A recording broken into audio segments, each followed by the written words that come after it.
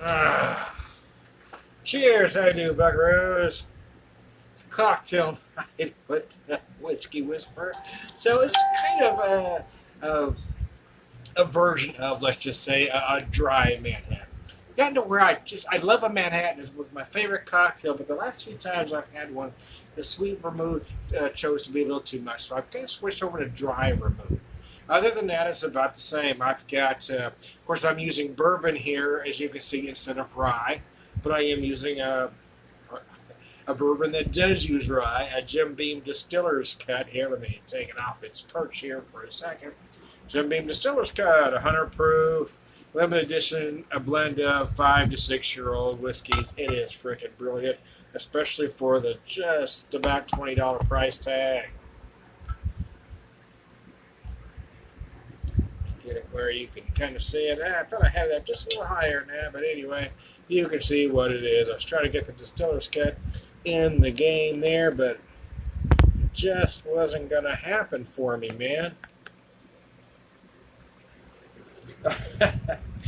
Anyway, what I've got here is 3 ounces of Distiller's Cut. I've got 3/4 ounce of dry vermouth, got about 4 dashes of Angostura orange bitters, and a couple of Rainier cherries, not maraschino cherries, which are traditional. I like to do my version of things. You know, people want to tell you you can only cook food this way, you can only make drinks this way. They're wrong. The cocktail police aren't going to show up at your door. Don't be afraid to experiment. Do things the way you want to do them. That's what I do, man. That's what cocktails are about. That's what craft beer is about. That's what good whiskey is about. It's about having fun with it. It's not being pretentious about it. So cheers. Oh, shit biscuits. That's good. Oh, yeah. Oh, damn. That's tasty. Ooh-wee. Here, whisper. Oh, I forgot I had to pause my music a minute ago. I knew something was wrong. Let's put the music back on here in the house. Here at the Whiskey Whisperer Pub. Brittany Fox doing their version of Hair of the Dog. Yeah, just trying to get on the Spotify thing, but so far all it's given me is 80s hair metal. Now I like a lot of it, and I plugged in a few bands, which is why it's giving it to me. But I also plugged in well over a dozen blues artists, some jazz artists, and a whole bunch of other things, and so far all it wants to give me is 80s heavy metal, so I'm just not sure how this shit works. Anyway, cheers.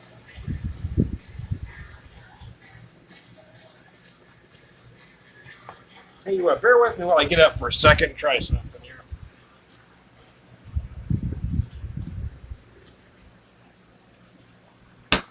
So I got my cocktail all ready to go, but then it took me a while to set my camera up and set the shot up. So it did kind of warm up on me. So here's what I'm going to do. I'm going to put it back in my shaker here and chill it down a little bit.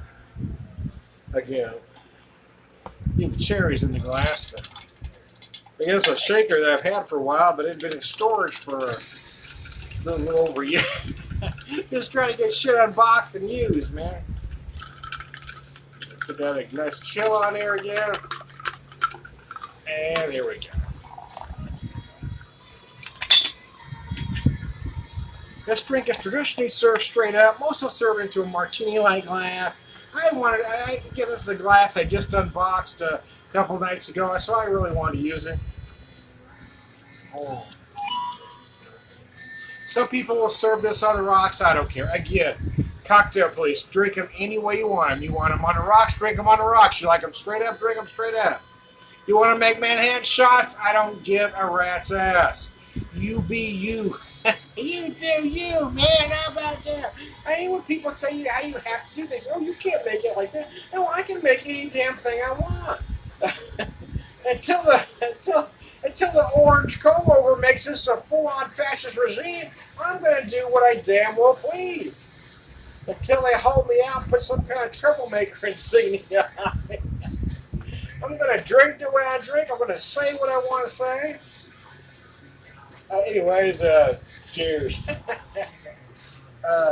It is a little warm. It'd be a little less warm if I was at the front of my garage, but I'm at the back of my garage. That's where I have my fridge, so eventually I'm going to get everything pushed forward.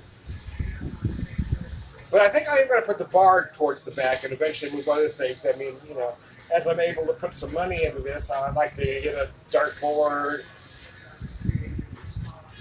possibly a foosball table, maybe an air hockey table. These are lofty goals. They're a ways down the road, but anyway.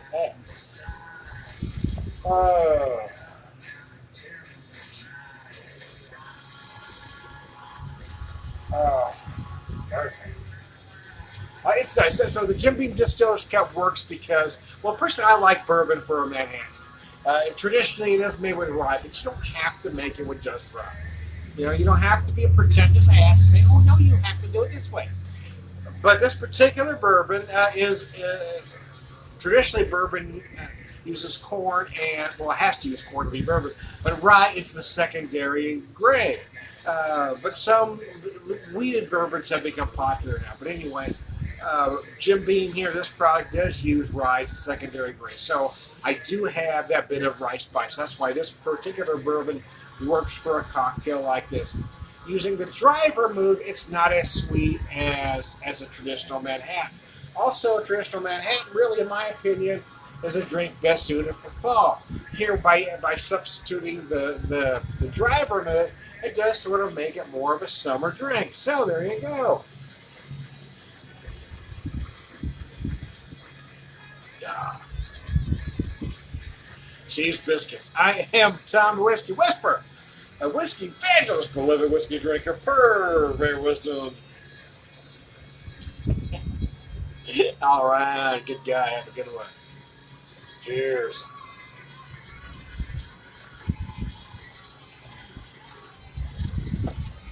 Damn.